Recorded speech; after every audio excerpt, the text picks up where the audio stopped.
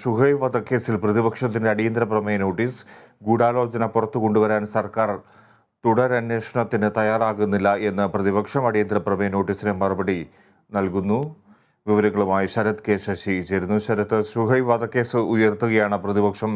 സഭയിൽ ഗൂഢാലോചന പുറത്തു കൊണ്ടുവരുവാൻ സർക്കാർ തയ്യാറാകുന്നില്ല, തുടരന്വേഷണത്തിന് തയ്യാറാകുന്നില്ല എന്നുള്ള ആക്ഷേപം. എന്തൊക്കെയാണ് പ്രതിപക്ഷത്തിന്റെ വാക്കുകളിൽ?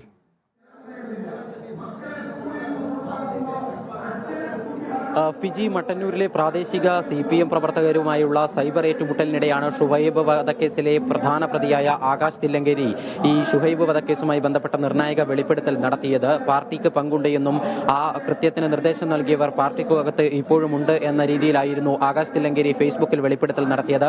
ഇത് ആയുധമാക്കിയാണ് പ്രതിപക്ഷം ഇന്ന് നിയമസഭയിൽ ഇപ്പോൾ അടിയന്തര പ്രമേയ നോട്ടീസ് നൽകിയിരിക്കുന്നത്.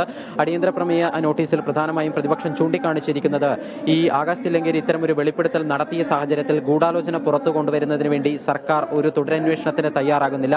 ഇക്കാര്യം സഭ നിർത്തിവെച്ച് ചർച്ച ചെയ്യണമെന്ന് ആവശ്യപ്പെട്ടുകൊണ്ടാണ് പ്രതിപക്ഷത്ത് നിന്ന് ടി സിദ്ദിഖ് MLA അടിയന്തര പ്രമേയത്തിന് നോട്ടീസ് നൽകിയത്. ഇതിന് മുഖ്യമന്ത്രി അല്പസമയം മുൻപ് മറുപടി നൽകി. ഇതിൽ ഏറ്റവും പ്രധാനമായും പറഞ്ഞ കാര്യം ഗൂഢാലോചന നടത്തിയ പ്രതികളടക്കം 17 പ്രതികളെയും ഈ കേസുമായി ബന്ധപ്പെട്ട് പോലീസിന്റെ നീതിയുക്തവും നിഷ്പക്ഷവുമായ അന്വേഷണത്തിലൂടെ കണ്ടെത്തി എന്നുള്ളതാണ്. അന്വേഷണം ഏറ്റവും സമഗ്രമായി പൂർത്തിയാക്കിക്കൊണ്ട് 1 ലക്ഷത്തോളം വരുന്ന ഫോൺ കോളുകൾ പരിശോധിച്ച് എല്ലാ തെളിവുകളും ശേഖരിച്ചുകൊണ്ടാണ് തലശ്ശേരി സെഷൻസ് കോടതിയിൽ ഇത് സംബന്ധിച്ച കുറ്റപത്രം നൽകിയിരിക്കുന്നത് എന്നും മുഖ്യമന്ത്രി വിശദീകരിച്ചു.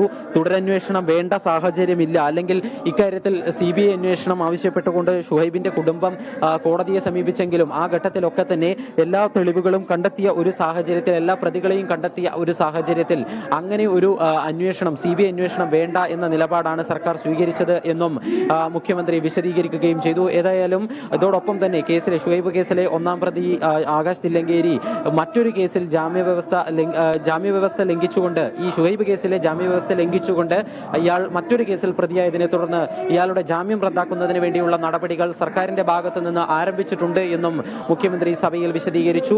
ആ രീതിയിൽ ഈ ഷുഹൈബ് വധക്കേസുമായി ബന്ധപ്പെട്ട പോലീസ് അന്വേഷണം ഏറ്റവും സമഗ്രമായി തന്നെയാണ് മുന്നോട്ട് പോയത് എന്നും തുടരന്വേഷണം വേണ്ട ഒരു സാഹചര്യം നിലവിലില്ല എന്ന രീതിയിലാണ് മുഖ്യമന്ത്രി കാര്യങ്ങൾ വിശദീകരിച്ചിരിക്കുന്നത്. അതായത് നിലവിൽ ഈ ആകാശ് തില്ലങ്കേരി ഫേസ്ബുക്കിനകത്ത് നടത്തിയ വെളിപ്പെടുത്തൽ.